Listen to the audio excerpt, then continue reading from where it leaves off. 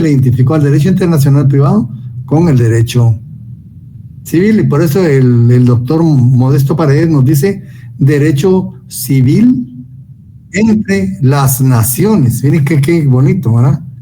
Da la idea de que es privado, ¿no? Derecho civil entre las naciones.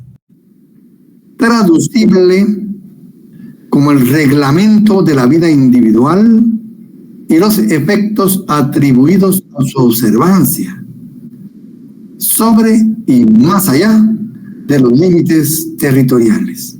Entonces el doctor Modesto Paredes identifica al derecho internacional privado como el derecho civil realizado fuera de las fronteras, ¿verdad?, de la patria, o con personas que están fuera de sus fronteras. Es una descripción muy simple, ¿verdad?, pero muy profunda. Antonio Bogiano es un catedrático sobresaliente argentino.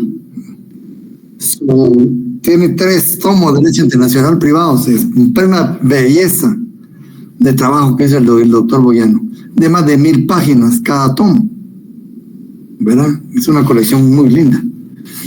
Dice el doctor Antonio Bogiano, es el sistema normativo. Mire, él ya lo identifica como un sistema normativo. Es el sistema normativo destinado a realizar las soluciones justas de los casos jus privatistas multinacionales. Mire qué interesante, ese es pues muy profundo, ¿ah? Ese, como yo les decía, una cuestión de trascendental importancia en el derecho internacional privado es la solución justa. O sea, no es solo solucionar el problema, la solución debe ser justa, porque si no, no sería una solución jurídica, una solución de derecho, ¿verdad? Y ahí, como les digo, es donde ya nos metemos a lo que es la teoría de la justicia. Si uno profundiza, la justicia, pues hasta cierto punto es relativa, multívoca, ¿verdad? Muchas veces responde a tiempo y lugar, circunstancias. Es muy interesante, ¿no? Pero aquí no vamos a profundizar tanto, quedémonos en esto, ¿verdad? Que la solución debe ser justa. A eso es lo trascendental, es el quid, ¿verdad?, del derecho internacional, pero llegar a la solución justa, posibilitar la solución justa. Y ahí nos dice el doctor Bogiano, ¿va?, destinado a realizar las soluciones justas. ¿Pero de qué? De los casos jus privatistas. ¿Pero qué casos jus privatistas? Los multinacionales. En el ámbito de una jurisdicción, ¿no? En un país se suscita el problema, pero va a involucrar, ¿verdad?, otros sistemas legislativos.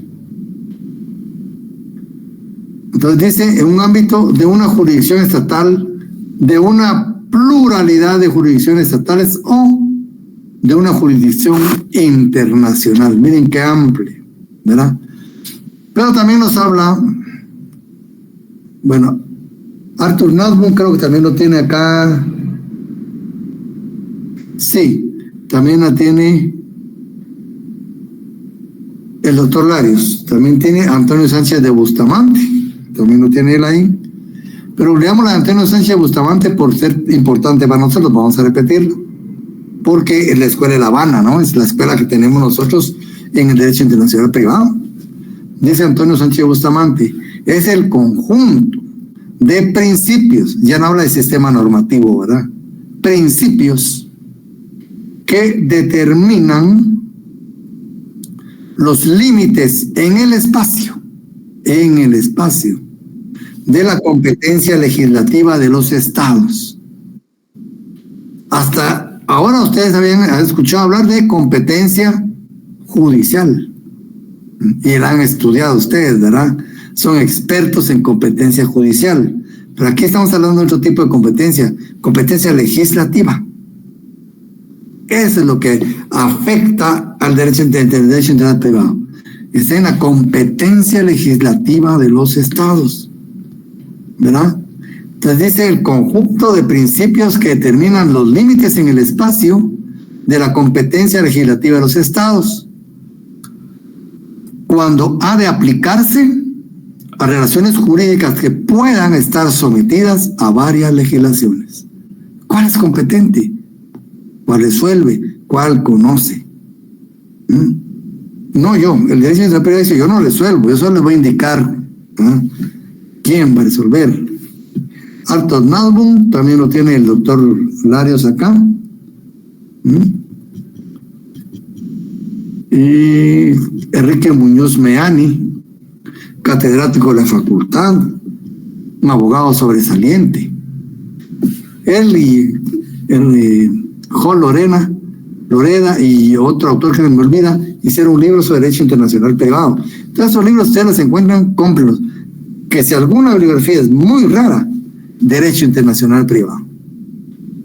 Esa cuesta encontrar libros de derecho internacional privado, ¿verdad? Bueno, entonces, ¿qué nos dice el doctor Muñoz Meani?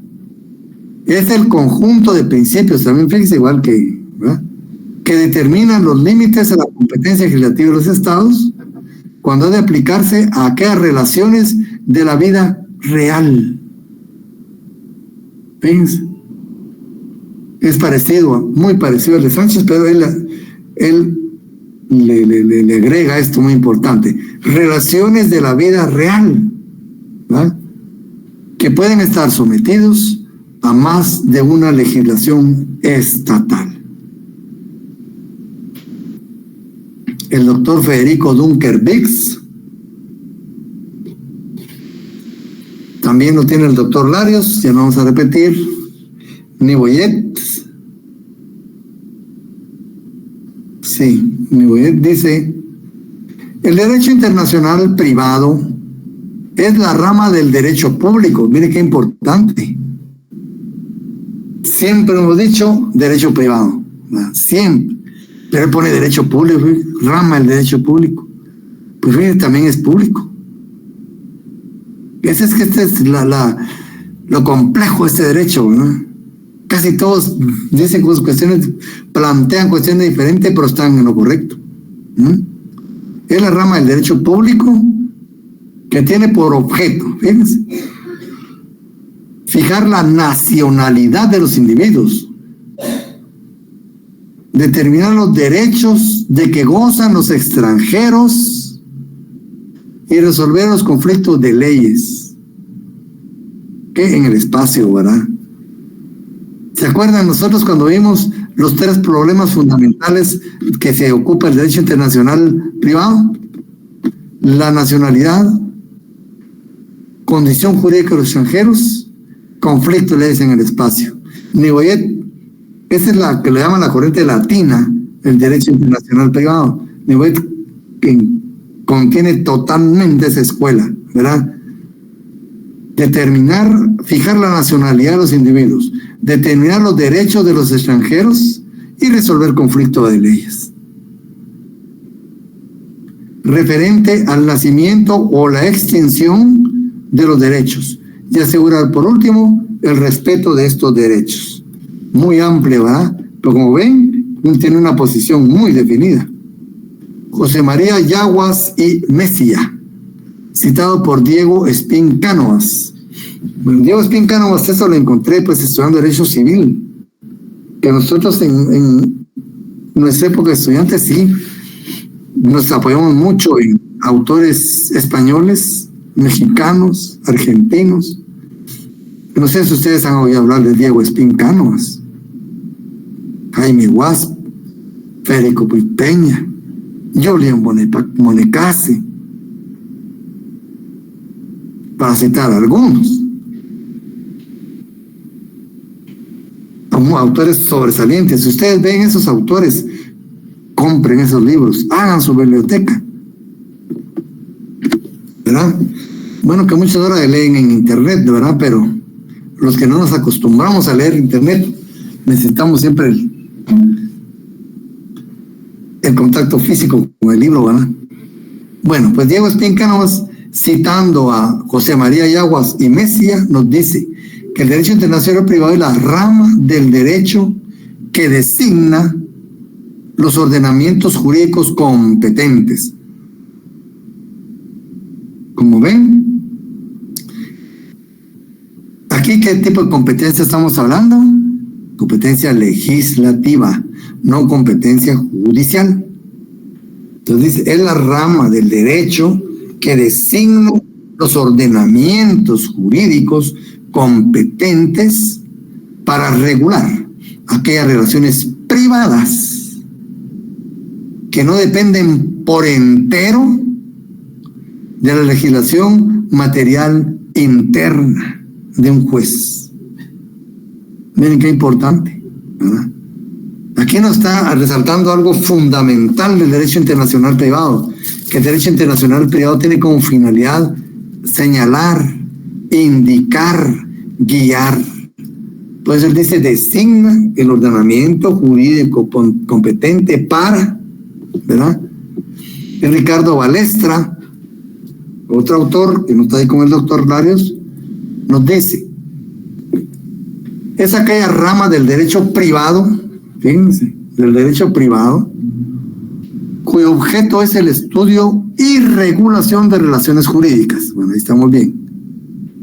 En las que participan uno o más elementos ajenos a la soberanía legislativa local. Elemento extranjero. El elemento extranjero puede estar en el sujeto, en el objeto, en la forma, en las consecuencias, en el lugar de cumplimiento. Ahí puede estar el elemento extranjero. Y ahí entra el derecho internacional privado. Y eso es lo que nos dice el doctor Balestra, ¿verdad? En las que participan uno o más elementos ajenos a la soberanía legislativa local. Miren qué interesante.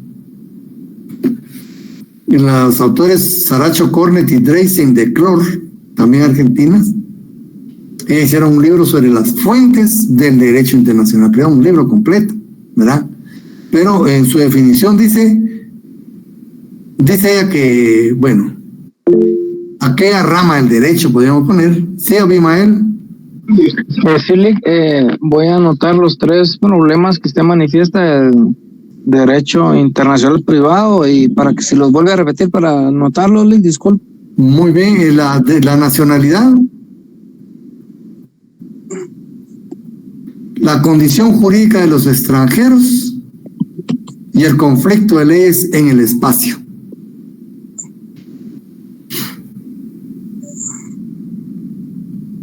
Entonces, eso lo tiene pues el doctor Niboyet en su exposición, ¿verdad? Muy importante. Pero les digo, aquí las autoras Saracho, Cornet y Dreisen de Clor nos hablan de que es la rama del derecho cuya misión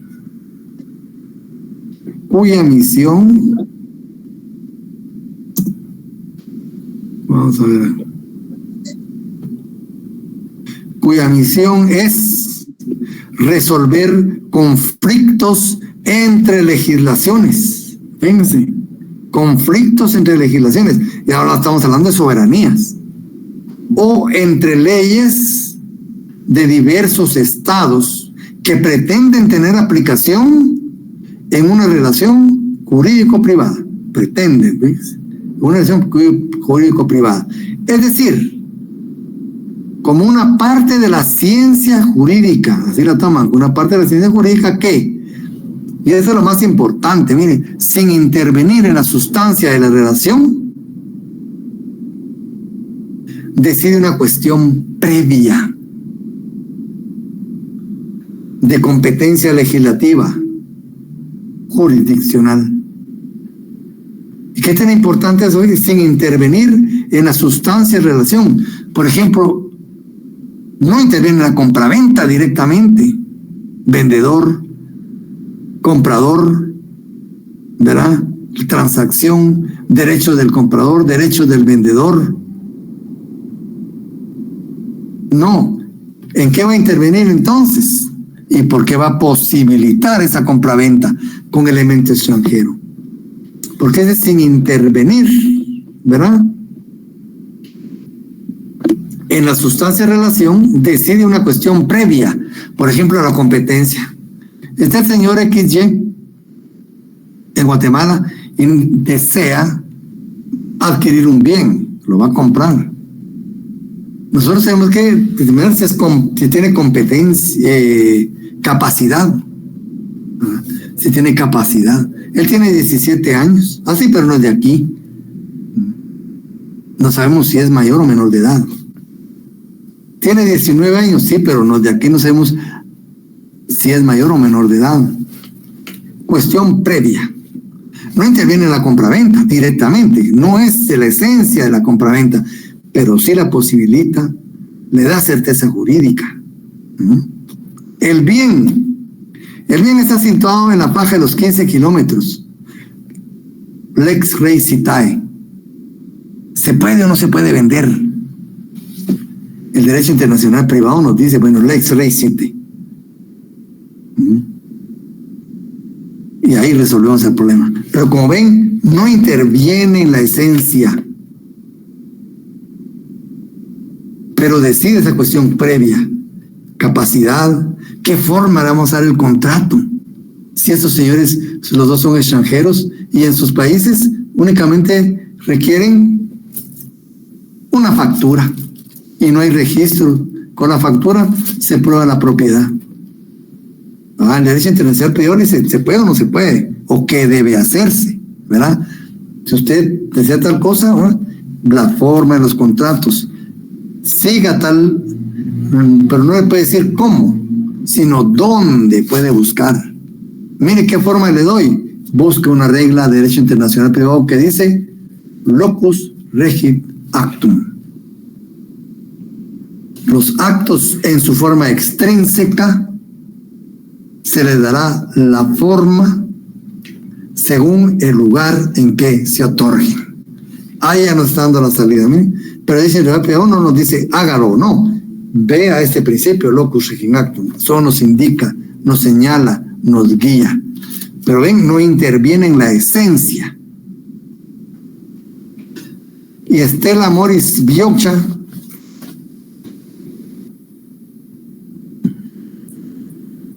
ella dice que es una noción la que nos va a dar, no es una definición, dice ni un concepto, ¿verdad? Dice, el derecho internacional privado es aquel que comprende las relaciones jurídicas que tienen un elemento ostensible u oscuro, extraño al derecho local. ¿Qué quiere decir? Elemento extranjero. Sin analizar previamente su naturaleza esencial. No le interesa eso, ¿verdad? Lo que interesa es todo eso que hay alrededor y que posibilita aquello. No importa que ella sea de carácter civil, comercial o penal. Aquí ampliar más, ¿verdad? Es suficiente que el interés comprometido sea de una persona privada y que a su respecto se plantee el problema de la ley que la reglamenta y de la jurisdicción competente. Hay un estudio también de una Universidad de Madrid, Universidad Nacional de Madrid de Educación a Distancia, se llama, muy importante, un estudio muy lindo sobre derecho internacional privado que hizo esta universidad, un tomo muy precioso. Y dicen, es la rama del derecho que en cada sistema jurídico, mire, aquí nos está individualizando las soberanías, que en cada sistema jurídico regula aquellas relaciones o situaciones de los particulares en su formación o evolución no agotan sus efectos en una sola esfera jurídica. Aquí nos está hablando de diversidad de leyes.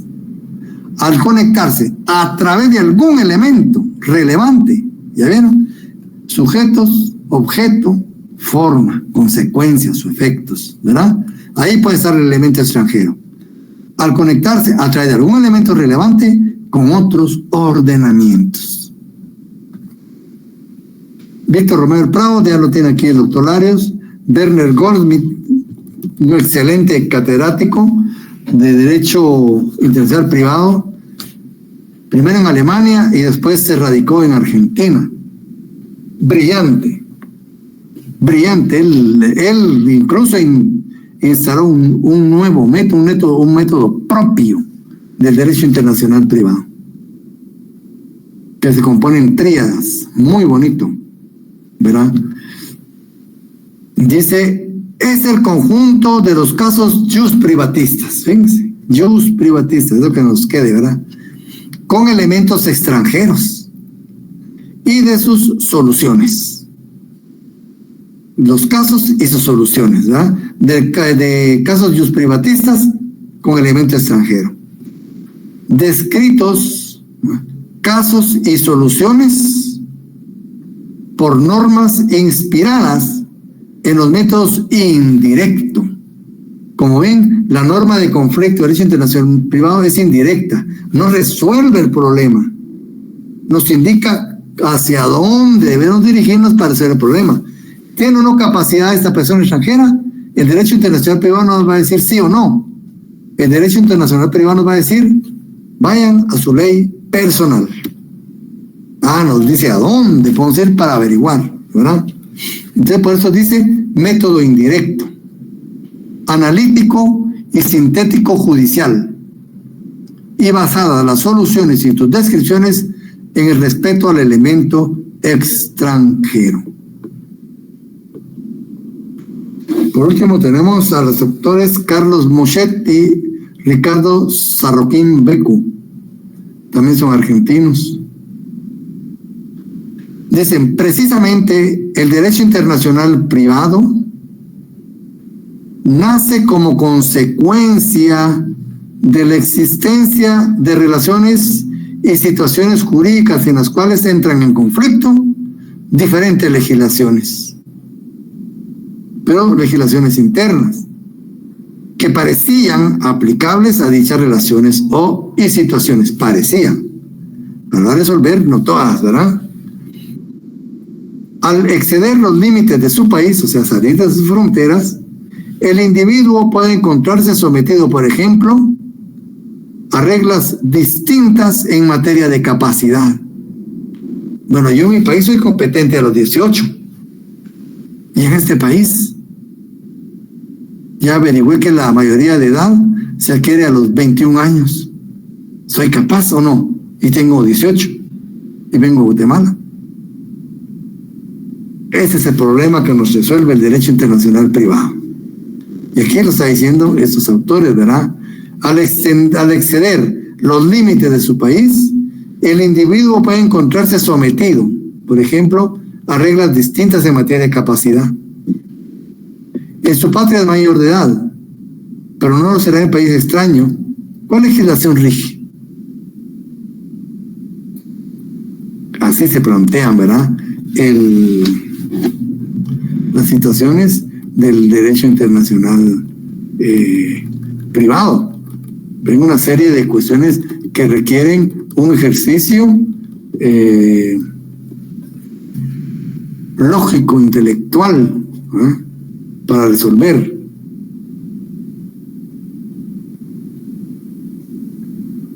Y el diccionario de Derecho Internacional, el diccionario de Derecho Privado, diccionario de Derecho Privado es la rama peculiar, muy particular, ¿verdad?, jurídica. Es una rama autónoma, indiscutiblemente. Rama peculiar jurídica que, participando de normas, medios o elementos, fíjense, tienen sus propias normas, medios y elementos de derecho internacional y de derecho interno, trata de resolver con técnica propia. Es que eso es lo importante. Esa que no hay conflicto, le digo, solo señala, solo indica, pero ¿cómo llegamos a ello? ¿Verdad? Por eso dice con técnica propia los supuestos del derecho privado, que el trasiego de ciudadanos de unos a otros países, ¿verdad?, y el tráfico internacional jurídico privado presenta cada vez con más frecuencia. Habida cuenta que las leyes nacionales de los estados no son absolutamente coincidentes. Otra cuestión importantísima, porque imagínense ustedes que en todo el mundo se adquiere la mayoría de edad a los 18 años. No hay problema. Pero no, en unos países se adquiere a los 17 años, en otros hasta los 21. ¿Y qué pasa ahí? En otros a los 18.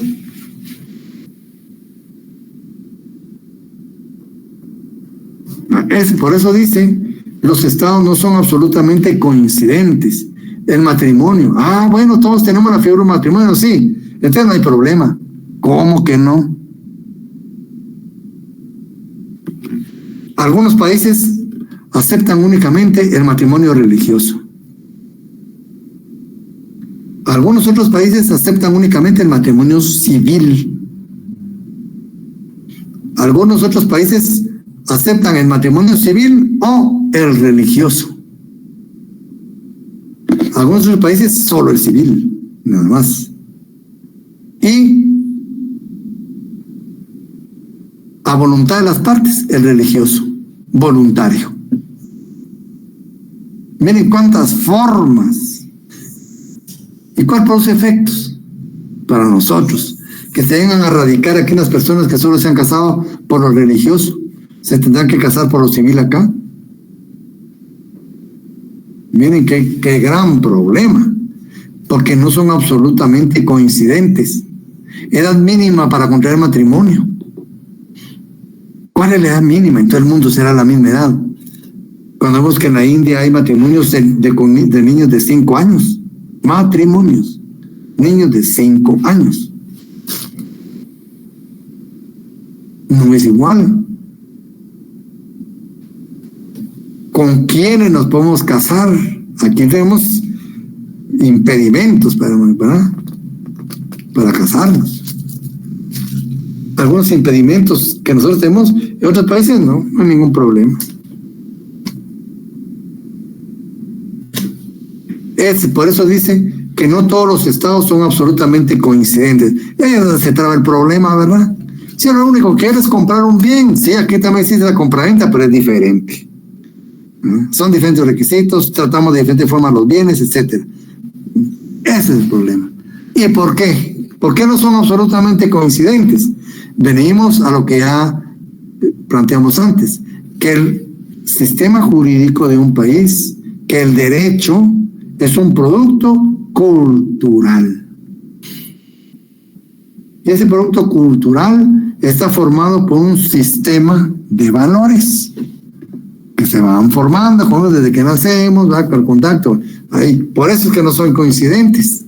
Y por eso es que existe variedad legislativa, por eso es que existe el derecho internacional privado. Ya viendo toda esta exposición, ¿cuál será la naturaleza? Bueno, y ahora pasamos, ¿verdad? Con este documento lo van a tener hoy, y lo vamos a trasladar. Ahora que en el libro aquí que nos pone el doctor Carlos Larios, nos habla sobre la naturaleza del derecho internacional privado. Y concluimos en que el derecho internacional privado es una rama autónoma del derecho internacional en general. Porque es autónoma, tiene sus propias características, sus propios elementos, sus propias fuentes, sus propios objetivos. Ya se puede individualizar totalmente, ¿verdad? Entonces, concluimos que la naturaleza del derecho internacional privado es una rama del derecho internacional en general. ¿Por qué existe el derecho internacional privado entonces? ¿Por qué existe que vimos todo esto? ¿A qué se debe? ¿Cuál es el motivo? ¿Cuáles son las causas que provocaron la existencia del derecho internacional privado?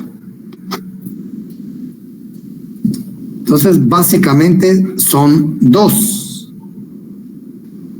la variedad legislativa y la naturaleza cosmopolita de la persona humana. Cuando hablamos de variedad legislativa nos estamos refiriendo a pluralidad de sistemas jurídicos propios, autónomos, nacionales, soberanos, que responden a un sistema de valores propio.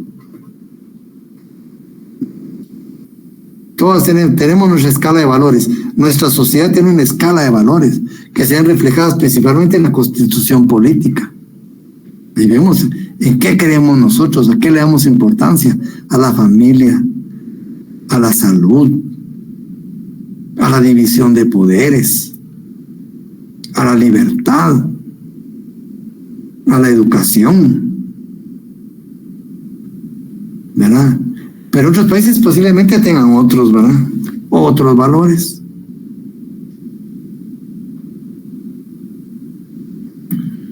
Porque nuestro sistema jurídico responde a nuestro sistema de valores. Es un producto cultural. Y así son todas las legislaciones del mundo. Y por eso existen muchas legislaciones. Porque si no sería fácil hacer un único código civil para el mundo, ¿verdad? Un único código penal para todo el mundo. Materialmente no se puede hacer. Imagínense solo con la ley de libre competencia. Tendrá la misma importancia en Cuba que en Estados Unidos. Yo creo que en Cuba ni ley de libre competencia hay. No puede haber. Estados Unidos es la base de su sistema productivo, de su sistema comercial. Es una ley muy importante. Bueno, sistema de valores. Entonces, por eso existe la variedad legislativa. Dice, la variedad legislativa existe entre los países que conforman la comunidad internacional. Dice, para las mismas situaciones, los estados han legislado diferente. Pero para el matrimonio, ¿verdad? Y para la disolución del matrimonio, otra cuestión. Países que aceptan únicamente la separación y no el divorcio. Hay otros países que no aceptan ni la separación ni el divorcio. Y hay unos que aceptan la separación y el divorcio. Pero además de ello, las causales son diferentes o son parecidas, pero no son idénticas. Entonces, ni en las, aunque tengamos el divorcio, las causales no coincidimos, ¿verdad? Entonces, por eso dice, para las mismas situaciones, los estados han legislado diferentemente. Por ejemplo, es la mayoría de edad, la edad para contraer matrimonio, ¿verdad? La edad mínima para contraer matrimonio, la tipificación de los delitos, la pena asignada a los delitos. Puede que en otros países exista el homicidio, pero no tenga la misma pena que nosotros le tenemos al homicidio. Puede que sea más, puede que sea menos. Las agravantes pueden ser diferentes, pueden ser parecidas o pueden ser iguales, ¿eh? Las eximentes,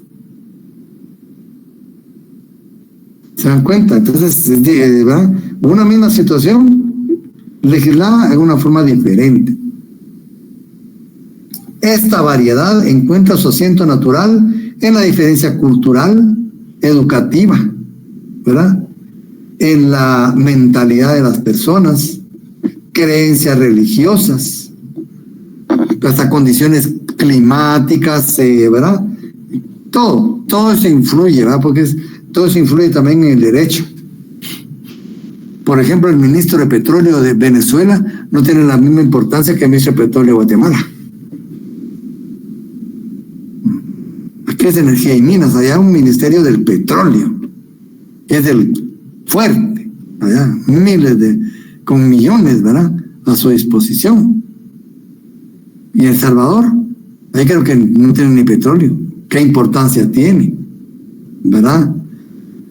Por eso es importante ver todas esas diferencias que nos marcan y que van inmersas en el sistema jurídico. Ese sistema jurídico debe ser protegido, porque es una manifestación soberana. Si no, pues estarían afectando al Estado mismo, ¿verdad? Entonces, esta variedad encuentra su asiento en la diferencia cultural, ¿verdad? De los estados, en los medios de comunicación, en la tradición, en las condiciones económicas, étnicas, psíquicas, geográficas, históricas, etcétera. También todos los elementos. Y todos nos tienen que dar una diferencia totalmente, ¿verdad? Nosotros hemos sido países avasallados, ¿verdad? ¿Cómo podemos legislar cuestiones sobre, ¿verdad?, nuestra soberanía, nuestra independencia y las relaciones de las personas en ese contexto?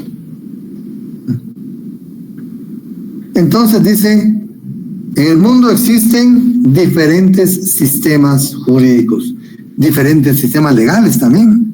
Está el common law, ¿verdad?, o el sistema angloamericano, ¿verdad?, que es con base a los principios que se van creando en los casos que se van resolviendo, ¿verdad? Pero son formidables, ¿verdad?, cómo llevan a cabo esos casos, ¿verdad? Porque ahí se construye también ley. También hay, pues, aparte legislativa de los jueces, ¿verdad? Hay sistemas socialistas, hay sistemas totalmente religiosos, democráticos, etcétera, ¿verdad? Y todo eso nos va a dar una diferencia total, ¿verdad? Cada uno de estos sistemas tiene sus intereses y sus fines propios, diferentes entre sí. ¿Y qué sucede?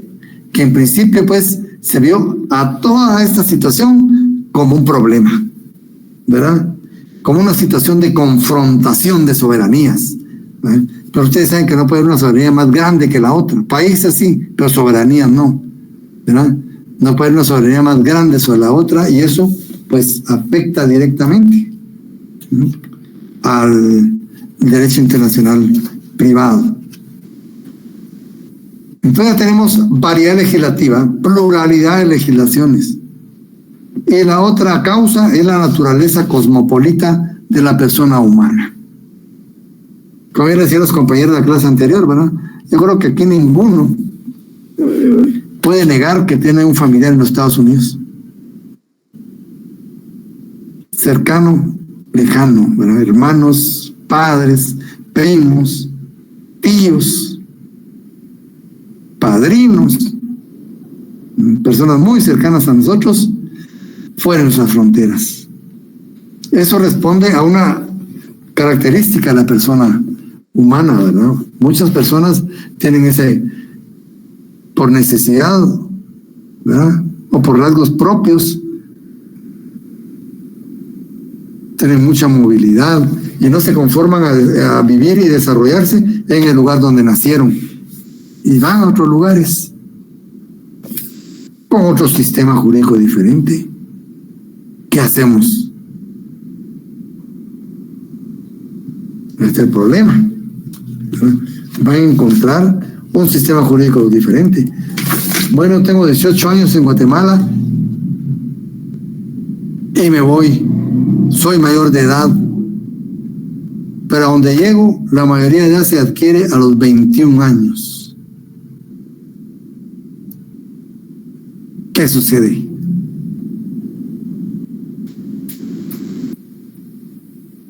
¿Qué sucede?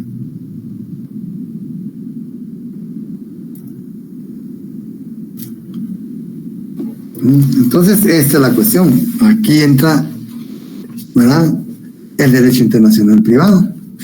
Entonces dice aquí el autor, el ser humano es un ser sociable, que se relaciona con sus semejantes. Ya vimos desde el punto de vista sociológico, ¿va?, cómo empieza esta situación. Por otra parte, es inteligente y esencialmente inventivo. Y vemos los elementos de la persona, ¿verdad?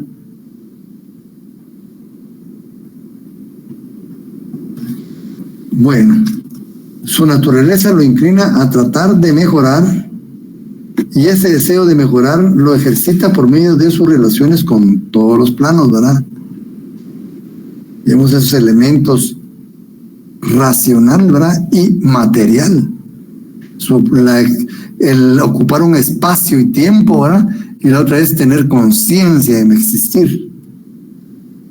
Y por eso dice, el ser humano es inteligente, es inventivo. Su naturaleza lo trata de mejorar porque tiene conciencia de su existencia. Y este deseo de mejorar lo ejercita por medio de sus relaciones en todos los planos. Su deseo de mejorar lo lleva a relacionarse no solo con personas que poseen su misma nacionalidad, sino también con aquellos que son extranjeros. O bien me puedo trasladar a otro país. Para relacionarse también, dice, puede hacerlo fuera de su territorio. Ahí se acciona el derecho internacional privado. El desarrollo de sus instituciones transnacionales lo impulsa al desplazamiento en busca de mejoras. Los medios técnicos de comunicación, ahora pues ya tenemos los medios digitales, ¿verdad? Ya es el fax, telefax, el teletipo que eran antes, ya son historia, ¿verdad? Antes así se comunicaban. Y el telex y todo eso ya no existe, ¿verdad? Eso está por medios digitales, después va a ser por medios neuronales. Fíjense ustedes, así eso va la ciencia. Y ya están los primeros ensayos, las primeras pruebas de una comunicación neuronal a través del cerebro con las personas y con los medios de comunicación, celular, televisor, remotamente. Así que esto va para el derecho internacional privado, va para muy largo tiempo. Entonces, los medios técnicos de comunicación, tenemos también los trenes, los aviones, ¿verdad? Y la internet, a través del ciberespacio, ¿verdad? Eso lo llevan a establecer relaciones de toda índole, los cuales tocan a diferentes jurisdicciones. Imagínense cuando ustedes compran algo, por decir, en Amazon, ¿verdad? Y Alibaba, ustedes pueden ver el itinerario de su mercancía desde que sale hasta que llega a la puerta de su casa. Va monitoreando usted, ¿verdad? ¿Qué sucede si se avería en un lugar distinto, en un país diferente al que desde donde se despachó y que aún no ha venido acá, como que dice, en medio del puente? ¿Qué sucede? ¿Verdad? Ahí se activan, ¿verdad?, las normas de derecho internacional privado. A pesar de todo, un hecho permanece inalterable. ¿Cuál es ese hecho? Que los derechos adquiridos permanecen y son respetados en todas las jurisdicciones. Tiene excepciones, ya lo vimos, ¿verdad? Tiene excepciones.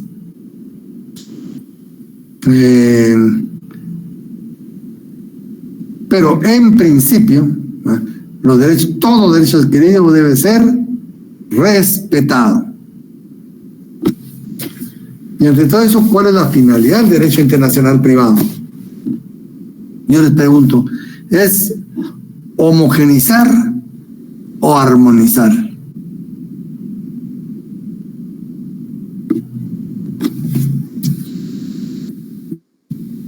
Tal vez armonizar, tal vez. Sí, armonizar, ¿verdad? Porque ya vemos que no se puede homogenizar la ley. Hay leyes que no pueden homogenizarse, aunque los tratados internacionales han avanzado muchísimo y se ha logrado cierta armonización en el ámbito del derecho internacional privado. Y hay unos tratados sobre edad mínima para contraer matrimonio, sobre los títulos de crédito, nacionalidad, ¿verdad? Y que se han ido armonizando, ¿verdad? A través de tratados internacionales.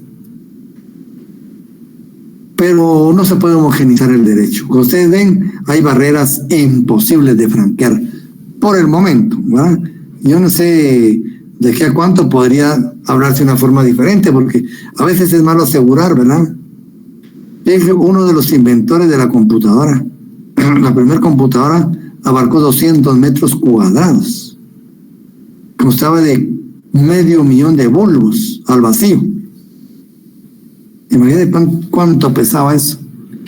Y dijo uno de los inventores, la ciencia avanza tanto, dijo, que yo me atrevería a decir que estas computadoras vamos a reducir tanto que van a poder llegar a pesar 1 tonelada nada más.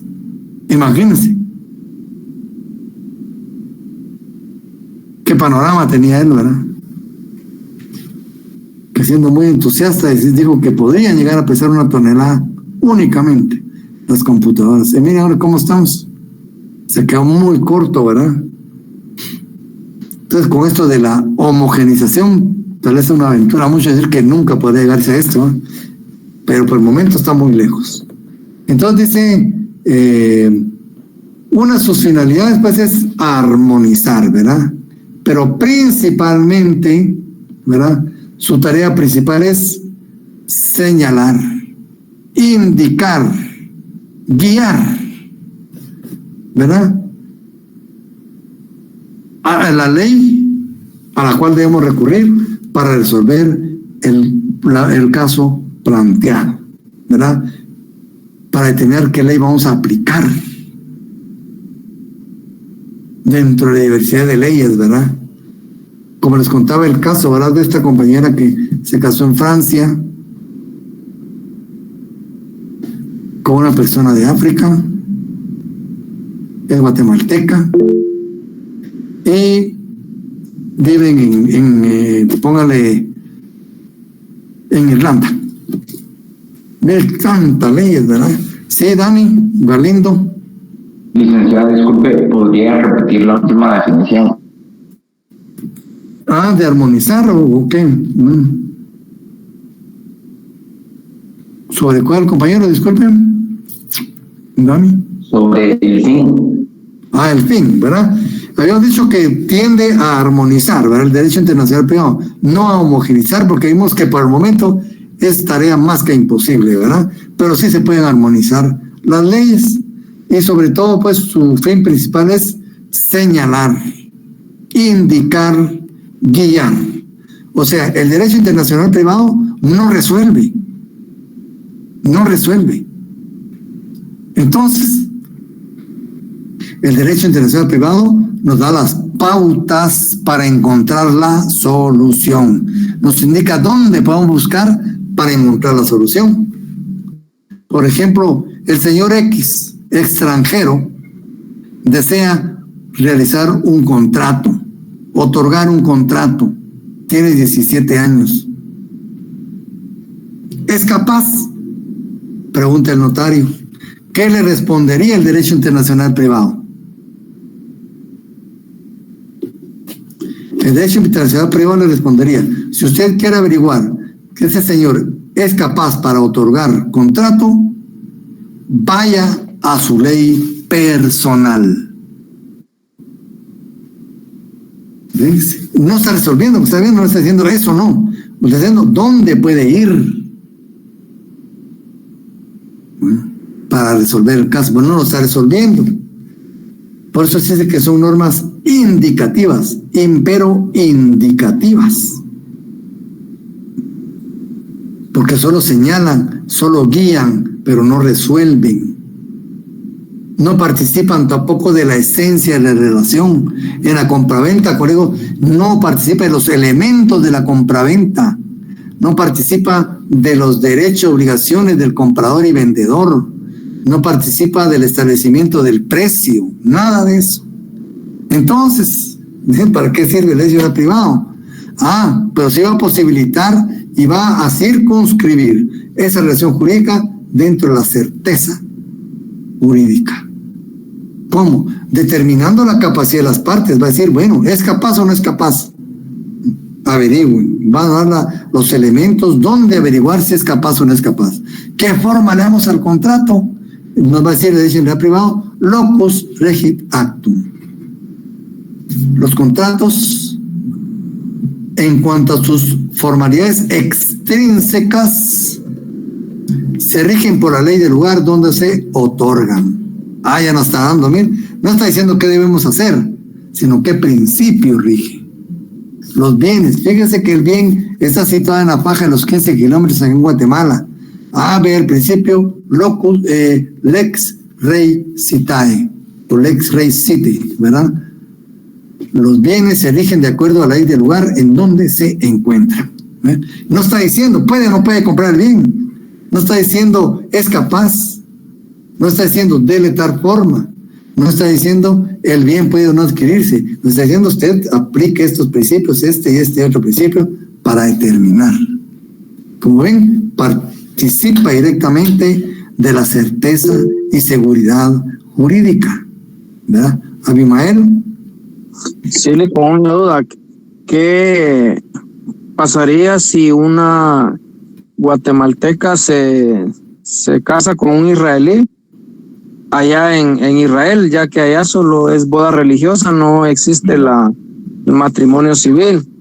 Pero si ella por cuestiones religiosas se casa con este judío allá en Israel, pero luego regresan al país, compran un inmueble y está a nombre de él, y si él muere y ella lo único que tiene es una constancia que le dan los rabinos allá en Israel por la boda religiosa, no puede reclamarle el bien inmueble acá como que perteneció a su esposo, toda vez que no hay matrimonio civil.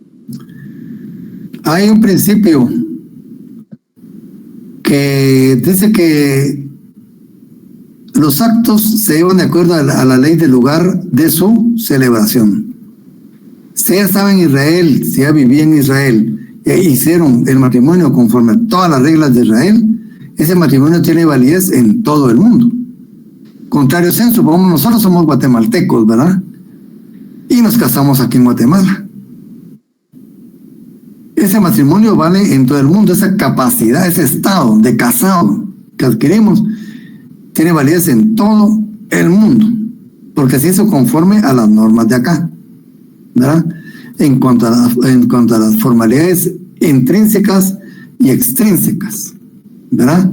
Ahora, pónganle en ese matrimonio el divorcio. ¿Cómo se van a divorciar? Pónganse después de casarse. Sí. ¿Verdad? Mire, todo esto es un enredo, ¿no? Sí, fíjense que ellos allá en Israel les dan una constancia, el rabinato, ¿verdad? Un grupo de rabinos que conforman el rabinato en una sinagoga, en una iglesia, pues, les dan una constancia que ahí se casaron ellos en una boda religiosa. Y si esta pareja se desea divorciar, tiene que acudir nuevamente al rabinato que los casó en boda religiosa para que les dé una constancia de separación. Es decir, que todo es de manera religiosa, tanto el casamiento, la boda, como el divorcio. Todo es desde el punto de vista religioso, más no civil como acá. Sí, depende de dónde vivan. Pues imagínense que se casen allá y vengan a vivir aquí a Guatemala, radiquen aquí su residencia, su domicilio conyugal, dice el derecho internacional privado, y ya no regresen a Israel. Yo conocí a 12 vecinos míos que eran de una ciudad china. Ellos se casaron en Macao, imagínense, hace 70 años, ¿verdad? Y se vinieron a radicar a Guatemala. Vivieron aquí como 50 años ellos. Y ellos eran esposos. Y no tuvieron que casarse nuevamente aquí en Guatemala. Bastó su matrimonio en la China para tenerlos como el señor y la señora Chang Wong, ¿verdad? Porque el matrimonio se realizó de acuerdo a las normas y leyes del lugar en que se hizo. Entonces, ellos no sabían si iban a salir o no de China, ¿verdad? Pero las circunstancias los hicieron retirarse. Contrario a eso, imagínense los que son solteros. ¿Qué pasaría cuando salen del territorio? El Estado civil se le pega a uno y la compañía se llama una ley personal. Bueno, ahora pongamos el caso, ¿verdad? Estos señores vinieron aquí a Guatemala, ¿verdad? Si se hubieran querido divorciar, ¿bajo qué leyes? Entonces recurrimos otra vez al derecho internacional privado. ¿Qué nos dice el derecho internacional privado? ¿Verdad? Para el divorcio y sus causales se aplica la ley del domicilio conyugal, ya no el matrimonio, ahora es del domicilio conyugal donde vivan, porque ahí es donde interesa, ahí están fincados sus intereses. ¿Y sabe por qué? Porque fíjese que en un momento de la historia, en Argentina, por ejemplo, no aceptaba la legislación de Dios, no aceptaba el divorcio, ni la separación. ¿Qué hacían los argentinos cuando ya no se aguantaban como esposos? Salían de paseo e iban a los lugares donde existía el divorcio y se iban a divorciar allá. ¿Y cómo regresaban a Argentina? Ya regresaban divorciados. Entonces el código, el derecho internacional privado dice, bueno, aquí hay fraude de ley. Hay fraude de ley. ¿Cómo hacemos para evitar ello? Entonces dijeron, para que no haya fraude de ley, el divorcio y sus causales, ¿verdad?, deben nacer en el lugar del domicilio conyugal. Entonces póngale que esa pareja se viniera de Israel, si se radica aquí, pues imagínate, 60 años de vivir aquí, casados, porque el casamiento, el matrimonio sí se reconoce, aunque sea en cualquier lugar del mundo, ¿verdad? Una vez llenen los requisitos, señor y señora tal, esposos, ¿verdad? Pero ya el divorcio es diferente. 60 años de vivir en Guatemala, ¿verdad? Pueden divorciarse porque tiene su domicilio conyugal. El matrimonio es una figura, el divorcio es otra. El matrimonio tiene un régimen en el derecho internacional privado, el divorcio también tiene su propio régimen en el derecho internacional privado, porque a los estados les interesa mantener la estabilidad de su estamento social. En este sentido, ¿qué le interesa a Israel? Dos personas que tienen 60 años de ir fuera de ellos, que se divorcien o no. Acá en Guatemala sí, porque viven aquí. Aquí tienen sus bienes. Aquí están sus hijos ya con nietos, ¿verdad? Se cuenta, entonces cada figura en particular se va estudiando. Esto lo vamos a ver en clases posteriores, ¿verdad? Pero es bueno que pronto para ir adelantando poco a poco, ir dando una idea hacia dónde vamos, ¿verdad? Entonces dice, por lo anterior, que según la descripción adoptada, decimos que una norma de derecho internacional privado es una regla. Ese sí es ciertísimo. Y yo le puse una regla técnica, porque se llaman general de carácter jurídico. Es decir, es una regla general de carácter jurídico, pero está contenido en una norma jurídica que tiene por fin indicar cuál es la jurisdicción competente, cuál es la ley aplicable, cuándo concurren dos o más reclamando simultáneamente observarse en el tiempo y no en el espacio. Con base a su fin, las normas de derecho internacional privado se les denomina normas de conflicto, así se les llama, ¿eh? Normas de conflicto. Pero realmente no hay un conflicto, así se les denominó a ese derecho. Normas de conflicto a la que nos dirigimos, ¿verdad?, para dilucidar el problema. En Guatemala sí tenemos muchas, ¿verdad? Pero principalmente en la ley del organismo judicial, en el artículo 24 al 35, el 37 y el 44 específicamente. Y ahora que las características del derecho internacional privado, tenemos que es un derecho interno, es un derecho adjetivo, sui generis, ¿verdad? Porque ustedes ven de procedimientos, ¿se dan cuenta? Es de procesos, hay un proceso, ¿verdad? Es un derecho positivo, es un derecho nacional, es un derecho prejudicial, es un derecho público y es un derecho espacial. ¿Por qué es un derecho interno? Porque lo aplica, ahí en cuanto a su aplicación, lo aplica un órgano interno, y porque sus normas se encuentran en el derecho interno de cada estado, ¿verdad? Sus normas forman parte del sistema jurídico de un país. Y es derecho adjetivo porque Su función pues es indicar, señalar, ¿verdad? Se sitúa dentro de un proceso, ¿verdad? Dentro de un proceso, ¿verdad? Es procedimental. ¿Sí? Es procedimental.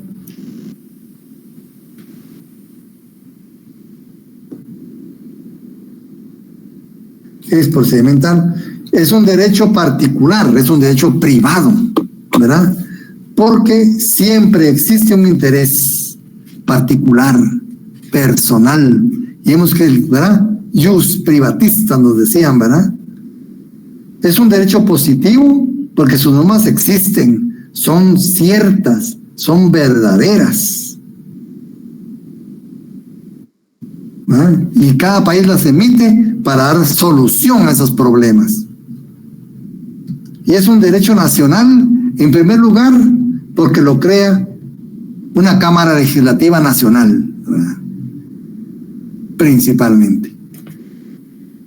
Como resultado de su positividad, se encuentra al interior de un Estado. Es por eso nacional. Es prejudicial, ¿verdad? Se entiende antes, ¿verdad? Porque antes de aplicar el derecho de un determinado Estado, hay que acudir a la norma de conflicto, ¿verdad? ¿Tiene capacidad este señor? No. Vaya a su ley personal y averigüe. Si su ley personal dice que sí, entonces tiene capacidad, si no, no. Entonces, para saber la capacidad, tenemos previamente, ¿verdad?, recurrir a la norma de conflicto. Por eso dicen prejudicial. Y es un derecho público.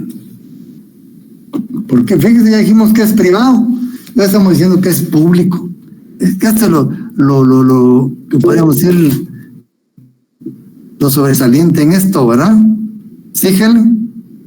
Buenas noches, Lick. Fíjese que tengo una duda, porque usted comentaba que el derecho internacional privado no es de norma sustantiva ni adjetiva, sino Sí, que es propiamente indicativa. Pero entonces, ¿por qué en las características del derecho internacional dice el derecho adjetivo como características? Sí, porque es procedimental.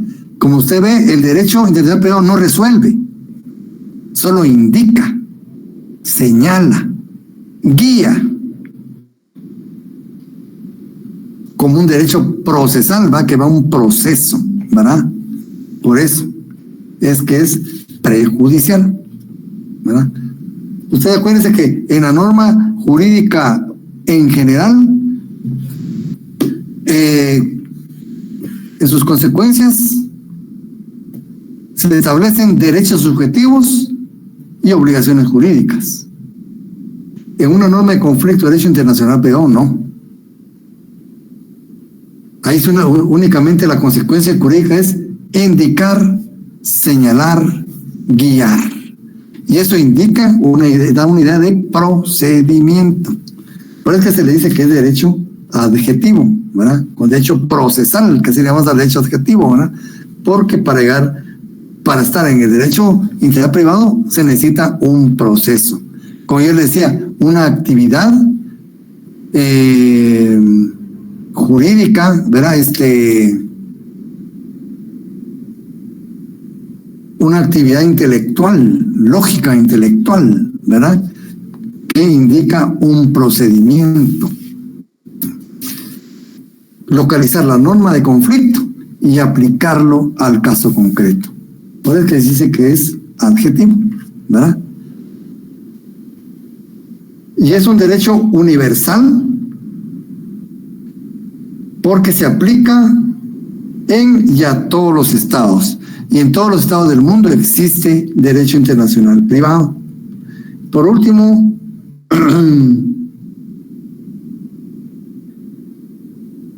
es un derecho espacial, porque, ¿verdad?, se aplica en el espacio. Es decir, la conflictividad en el derecho internacional privado no se da en el tiempo, se da en el espacio, en la vigencia espacial de las normas jurídicas. Por eso es un derecho espacial. vamos a dejar para la próxima clase lo que son las fuentes del derecho internacional privado. Esos documentos les van a llegar hoy, a más tardar el lunes.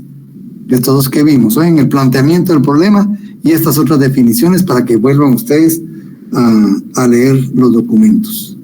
Si no hay ninguna duda, procedo a retirarme. Feliz noche, licenciado. Con permiso de ustedes, compañeros. Que pasen un buen fin de semana. Feliz noche, licenciado. Feliz noche. Muchas gracias, licenciado. Gracias, feliz noche.